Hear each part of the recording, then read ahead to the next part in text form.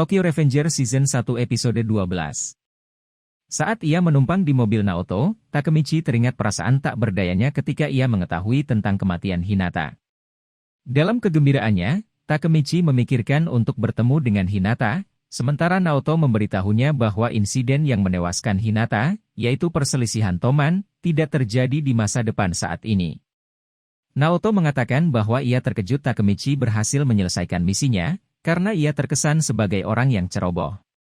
Mereka tiba di apartemen Hina, dan Takemichi sangat senang, mengatakan bahwa ini adalah mimpi yang jadi kenyataan. Ia bertanya-tanya apakah Hinata telah berubah sejak 12 tahun yang lalu, dan Naoto menjawab bahwa ia telah berubah, kini ia adalah seorang dewasa dan guru sekolah dasar. Takemichi membayangkan Hinata masih merasa senang melihatnya, tetapi ia mengingatkan dirinya akan realitas situasi. Tiba-tiba gugup, ia mengatakan pada Naoto bahwa ia tidak bisa bertemu dengan Hinata dan sebaiknya Naoto mengunjungi Hinata sendirian, karena Hinata tidak tahu bahwa Takemichi telah menyelamatkannya dan mereka sekarang menjadi orang asing satu sama lain. Saat ia berjalan pergi, Takemichi mengatakan pada Hinata untuk menjalani hidup yang baik sudah cukup baginya, percaya bahwa Hinata telah melupakan dirinya. Ia berpikir tentang bagaimana ia telah mengubah masa depan, tetapi ia sendiri belum berubah, karena ia masih berada dalam situasi yang sama seperti awal, ia masih bekerja paruh waktu sebagai jomblo berusia 26 tahun, seorang pecundang. Saat ia bersiap untuk kembali ke kehidupannya, ia bertemu dengan Hinata yang sudah dewasa, yang mengomentari bahwa ia selalu muncul pada waktu yang aneh. Takemichi menangis saat melihatnya, mengingat semua waktu di mana Hinata membantunya termotivasi di masa lalu, mendorongnya untuk mengubah masa depan. Akhirnya, kembali di apartemen Hinata, meskipun pernah dekat, Hinata, Naoto, dan Takemichi duduk dengan canggung. Tidak tahan dengan suasana yang memalukan, Naoto memutuskan untuk pergi, tetapi Takemichi dengan putus asa memohon agar ia tetap tinggal, karena ia sangat gugup. Hinata tertawa melihat reaksi Takemichi, mengatakan bahwa ia tidak berubah, sementara Takemichi melihat kalung daun 4 yang dipakai Hinata. Naoto memutuskan untuk membawa kelompok itu ke tempat lain sebagai upaya untuk meringankan suasana.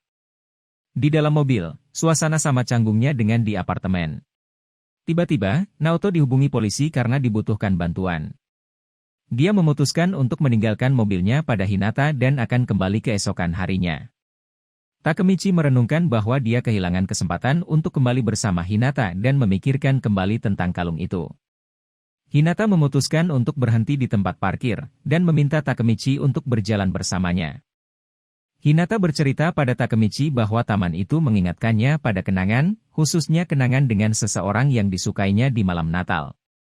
Mendengar ini, Takemichi menyadari bahwa Hinata telah melupakan masa lalunya, dan meratapi kebodohannya. Dia teringat saat Hinata memutuskannya 12 tahun lalu. Hinata mengatakan bahwa dia masih belum bisa melupakan orang yang dulu bersamanya di malam Natal dan meninggalkannya. Takemichi menjawab bahwa dia tidak percaya seseorang bisa memutuskannya, dan Hinata, sambil menangis, bertanya mengapa dia ditinggalkan, memohon pada Takemichi. Takemichi menyadari bahwa Hinata sedang berbicara tentang dirinya sendiri. Terlalu kewalahan dengan informasi ini, dia bergegas ke kamar mandi, bingung, karena ingatannya tidak sejalan dengan informasi ini. Kata-kata Hinata yang mengatakan bahwa dia tidak bisa melupakan Takemichi mendorongnya untuk memutuskan untuk berubah, dan dia memutuskan untuk mengajaknya kencan. Ketika dia keluar dari kamar mandi, dia bertemu dengan seorang pria yang terkejut karena Takemichi tidak ada di dalam mobil dan dia berharap bisa membawa mereka berdua. Meskipun awalnya bingung, setelah melihat tato di tangan pria itu, Takemichi menyadari bahwa pria itu adalah Shuji, dan dia merasa tidak nyaman dari itu. Dia bergegas ke mobil Naoto, di mana Hinata berada, tepat waktu untuk melihat mobil menabraknya. Dengan rasa ngeri, Takemichi berlari menuju kecelakaan tersebut. Ternyata pengemudi mobil itu adalah Akun yang terluka parah, dan dia bertanya pada Takemichi mengapa dia tidak ada di dalam mobil.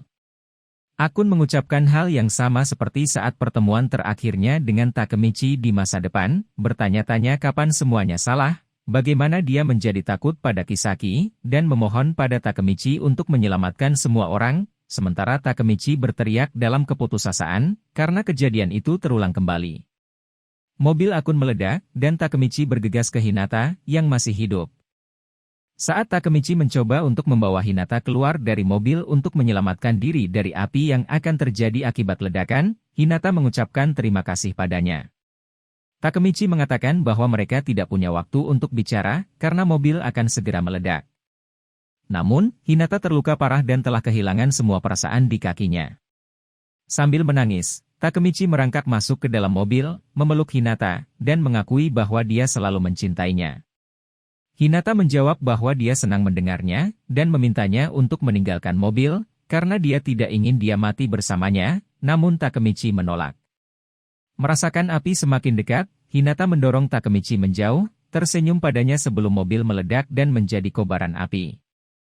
Saat api membara di depannya, Takemichi bersumpah untuk menyelamatkan Hina dan menemukan masa depan di mana dia masih hidup, tidak peduli berapa banyak upaya yang dibutuhkan. Dia bertekad untuk menjadi anggota petinggi Toman untuk mewujudkannya.